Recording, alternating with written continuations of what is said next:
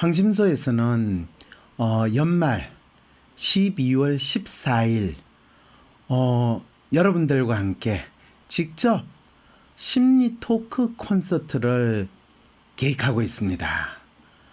이 심리 토크 콘서트에는 먼저 지난번 만들어지는 병 조현병 다큐 3부작으로 된 것을 90분 총 이 상영 시간을 45분으로 축약해서 그 내용을 극장에서 다큐 영화이기 때문에 극장에서 직접 상영을 하면서 여러분들을 이 극장으로 초대해서 같이 만들어지는 병 조현병 그 다큐를 보고 그리고 그 영화 내용에 대해서 여러분들과 제가 질의응답하는 시간도 가지고 그 다음에 여러분들이 WPI 검사를 통해 가지고 나 자신을 아는 경험이 나에게 어떤 의미가 있었고 또 나의 삶이 어떻게 바뀌어졌고 황심소 방송을 통해 가지고 나의 삶을 내가 어떻게 이해하고 삶의 문제를 해결하게 됐는가, WPI를 통해서 변화된 나의 삶에 대한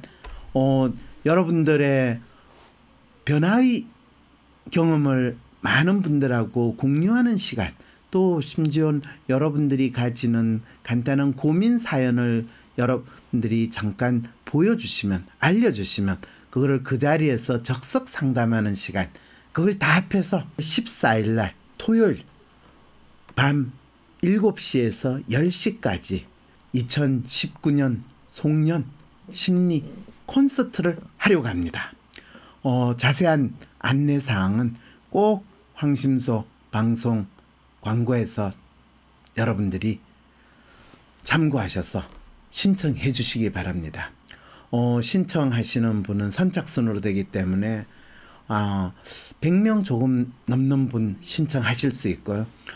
참가비로 3만 원이라고 언급을 했는데 전 3만 원을 내기가 너무 힘들어요 하시는 분은 그냥 저희 마음은 꼭 참가하고 싶어요 라는 사연을 여러분들이 보내주시는 것으로 얼마든지 됩니다. 사실은 참가비라기보다는 황심소를 아끼는 여러분들의 후원금 정도로 생각을 해서 여러분들이 3만 원 정도, 물론 그보다 더 많은 돈으로 후원해 주신다면 너무나 감사하고 또 그거를 모아서 행사 준비하고 또 진행하는데 유용하게 잘 활용하도록 하겠습니다. 여러분 12월 14일 토요일 저녁 7시에서 10시까지 있는 황심소 심리 토크 콘서트 꼭 기억하시고 많이 참여해 주시기 바랍니다.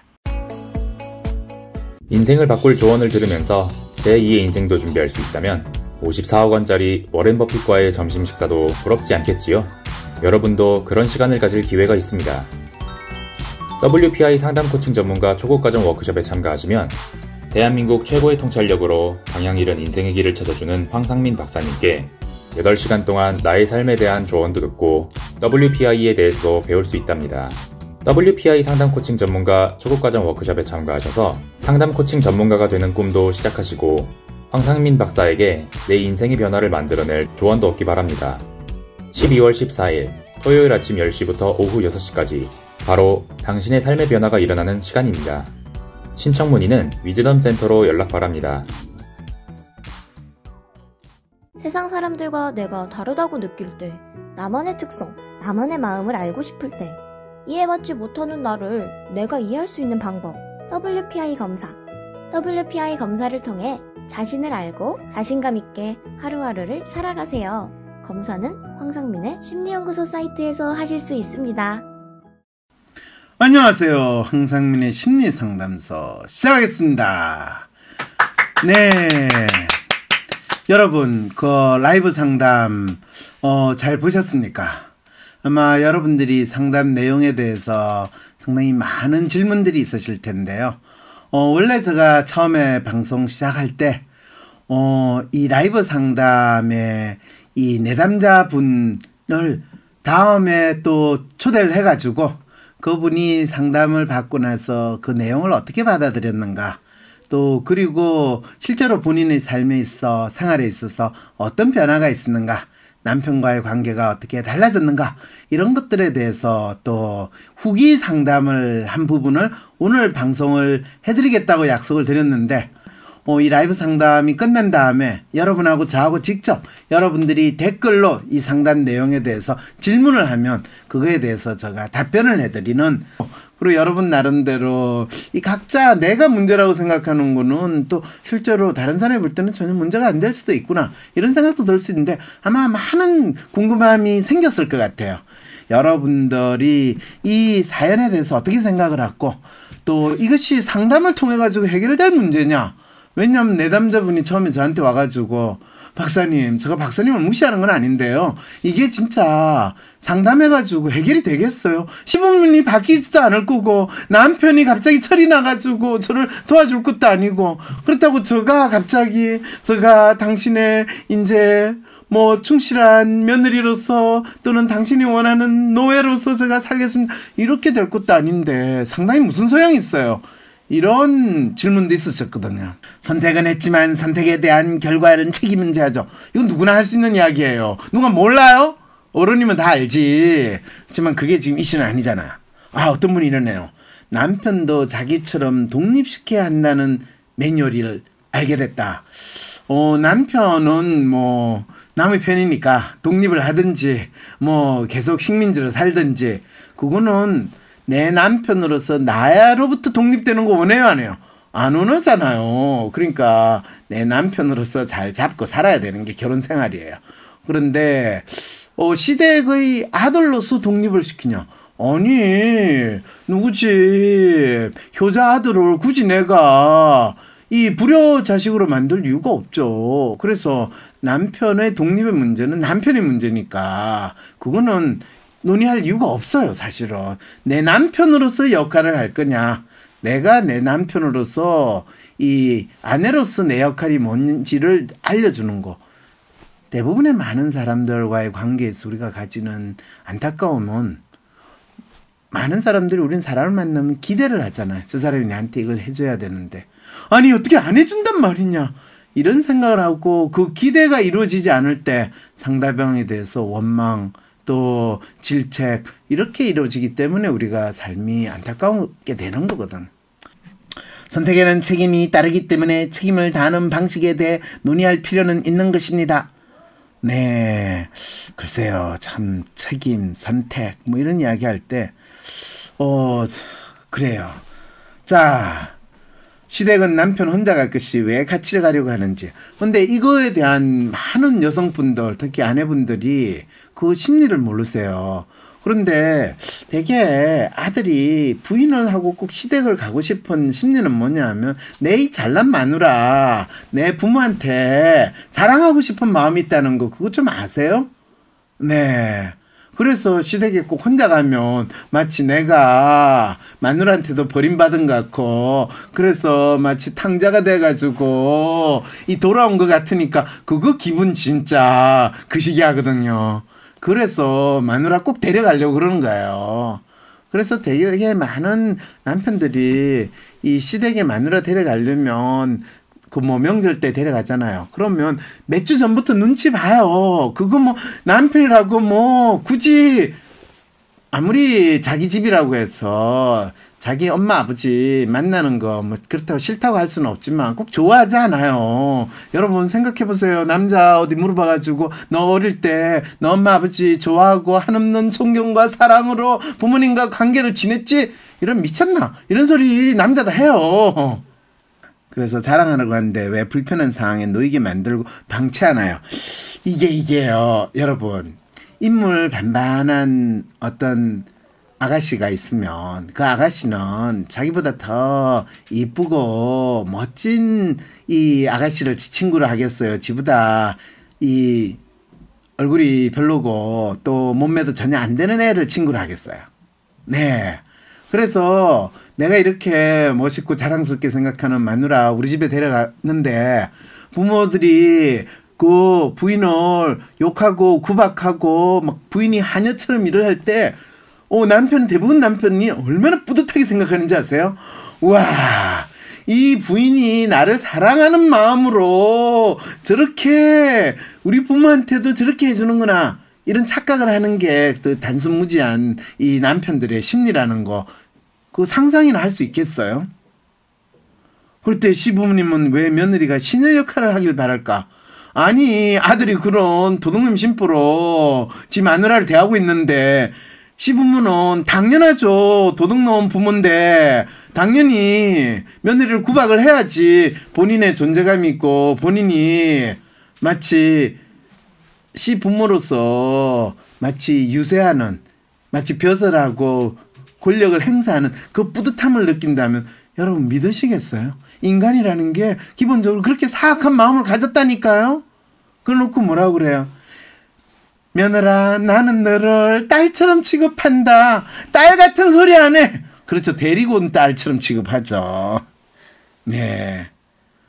참, 이쁜 애들끼리 모이는 건 같은 직종뿐이래요. 맞아요. 그런데 이쁜 애들끼리 모여있는 뭐 연예계나 저 아나운서실 그 안에서 일어나는 눈에 보이지 않은 혈전 얼마나 무시무시한지 알아요? 예, 제가 같이 밥만 먹어도요, 저는 소화가 안 될 정도로 무시무시해요. 네, 검찰개혁은 무신. 네, 그렇죠. 네, 이렇게 지금 이 집안에서 이 아들, 며느리의 권력을 휘두르는 거를 자랑스럽게 느끼는 이 보수 꼴통 이 시부모들이 있는 이 세상에서 무슨 놈의 검찰개혁 아시겠죠? 그리고 그런 분들일수록요, 바깥에서 폼 잡는 분일수록 더욱더 며느리 잡기를 어느 집 뭐 잡듯이 고양이 잡듯이 한다는 거 여러분 아세요? 네. 휴먼 시부모의 시집살이가 제일 귀찮겠네요. 아, 그런데 휴먼 시부모도 그 개화된 시부모가 있고요, 전통적인 시부모가 있고요. 이 종류가 다 달라요. 그 휴먼이라고 해서 다 완벽한 단무지 취급은 하는 건 그건 별로 좋은 게 아니에요. 자, 저도 며느리 볼 군번이긴 한데 아직은 잘 모르겠네요 라고 하시는 분, 네, 꼭 며느리 보실 때요, 저한테 상담 한번 받으세요. 네, 본인은 세상에서 최고로 괜찮은 시부모다라고 자랑하시는 분, 제가 최고 경륜다 과정 같은데 가시면 되게 며느리 보신 분들 참 우아하시고 점잖으시고 멋진 시부모 되시는 분, 그 연배의 분들 참 많으시거든요. 그분하고 조금만 한두 마디 강의하면서 하면 제가 섬뜩해요. 네, 특히 사회적으로 훌륭하시고 성공하신 분들일수록 며느리에 대한 기대가 너무너무 높으시고요. 요즘에는 그래서 그런 집에서 며느리 생활을 하다가 이제 완전히 인생 새롭게 살겠다고 하시는 나이 50대 되시는 분들 저한테 상담하러 오실 때, 본인의 인생을 물르고 싶은데 물을 수도 없는 상황. 그랬을 때 자기가 왜 그렇게 살았는지 모르겠대요. 그리고 그런 분들일수록 다 이대 저대 노신 분들, 그리고 뭐 그때 결혼할 때는 뭐 의사 남편, 뭐 재벌가, 뭐 남편, 뭐 이런 거로 해가지고 본인 인생 진짜 안정적이고 잘 살 거라고 생각을 했는데 완전히 본인이 그 집에 들어갔더니 있던 가정부터 다 없애버리고 그 우아한 교수 시어머님이 며느리 버릇 나빠진다고 오던 가정부도 안 오게 하고 며느리 불러가지고 화장실 청소도 시키는 훌륭한 일도 하셨대요. 네. 뭐 시부모 개혁은 무신, 그렇죠. 근데 시부모 개혁은요, 내가 시부모가 되기 때문에 그건 개혁의 대상이 아니에요. 그냥 각자의 역할을 하는구나. 그리고 내가 며느리로 지내다가 어느 순간에 시부모가 된다. 그럴 때 각자 그때그때 역할에 맞춰서 살면 됩니다. 내가 시부모야, 사랑은 안 좋은 것인가. 이 사랑하고 아무 관계 없어요. 이 사랑이라는 건 사랑이고요, 역할놀이는 역할놀이고요. 그리고 우리의 삶은 진짜 무대 위에서 연극을 하는 배우와 같다라는 거, 이거는 내가 단순히 뭐 검찰 조직에서 검사로 지내느냐, 아니면 누구 집안에 며느리로 일을 하느냐, 아니면 누구 집안에 아들, 딸이냐, 다 마찬가지예요. 본인 스스로가 역할을 어떻게 설정하느냐에 따라서 그 역할이 정해질 수 있다는 건 대본이 정해져 있는 연극과 다른 것이죠. 네. 그러면 어떤 분이 여자가 여자의 적이라는 과학이론은 시부모와 며느리 사이에는 적용되는 거, 여자는 여자의 적이라는 건 과학이론이 아니에요. 통념적인 경험의 법칙이라고 이야기하는 거, 그거를 과학이라고 갖다 대는 거는 아직 여자를 모든 여자는 동일하다, 뭐 여자 남자 라는 거를 생물적인 차이로 구분하는 그 정도 사고 수준에서 벗어나지 못하신 분이 이야기고, 여자의 적은 여자, 이거는 그냥 과학이 아니라 사회과학, 통념의 과학, 이렇게 이야기를 여러분들 아실 필요이죠. 너무 드문 케이스라고요? 너무 드물지 않아요. 그래도 이 와중에 이렇게 후원해 주시는 분 진짜 감사해요. 네, 너무 지쳐서 듣는 시간이라고요, 세상에.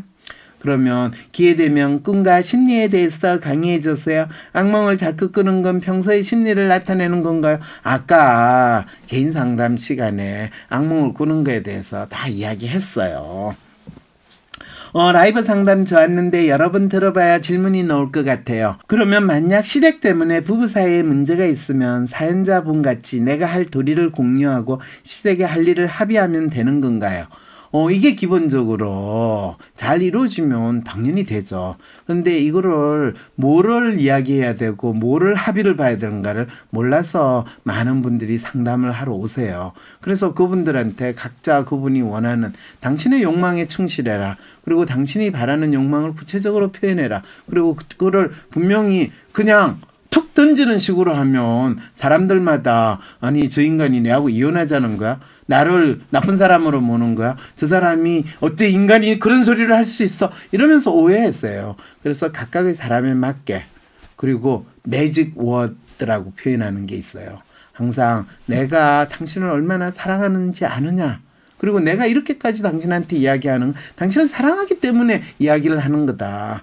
나는 당신하고 헤어지기 싫어요 라는 거를 먼저 충분히 공감했을 때 이야기를 해야지, 그게 안 되고 이야기를 하면 저 사람이 또 무슨 잔머리를 굴려가지고 내하고 헤어지려고 또 핑계를 대는구나, 뭐 이렇게 받아들일 위험성이 항상 우리한테는 있다는 거. 그래서 나의 속마음을 있는 그대로 이야기를 할 때 있는 그대로를 받아주게 해야 되지, 잔머리 굴리는 상황하면 말이 안 통해요, 같은 한말을 해도. 자, 첫 번째 사연은 결혼을 통해서 가족 벗어나야죠. 결혼을 통해서 가족을 벗어나는 게 중요하지 않아요, 사실은. 가족 문제 이야기하고 결혼 문제 이야기하고 진로 문제 이야기한 세 가지 그 사연을 가지고 여러분들이 질문하시는 것 같은데요. 실제로 본인이 가족 문제든 진로 문제든 또는 결혼 문제든 스스로 자기가 자기 삶에 대한 뚜렷한 그림을 그리지 못하고 누군가를 통해 가지고 내 삶이 나아질 거고 바뀔 거라고 기대하기 때문에 이분의 문제는 스스로 해결되기가 참 힘든 거죠. 그런데 뭐 진짜 결혼을 하면 자기 문제가 해결될 거라고 그러는데, 그 결혼하면 그 남자는 아마 본인의 아버지하고 비슷한 남자가 될 가능성이 상당히 높다는 생각이 사실 제가 든다면, 이건 그분한테 거의 저주의 지금 구판을 제가 여는 것 같은 그런 느낌 여러분 드시죠?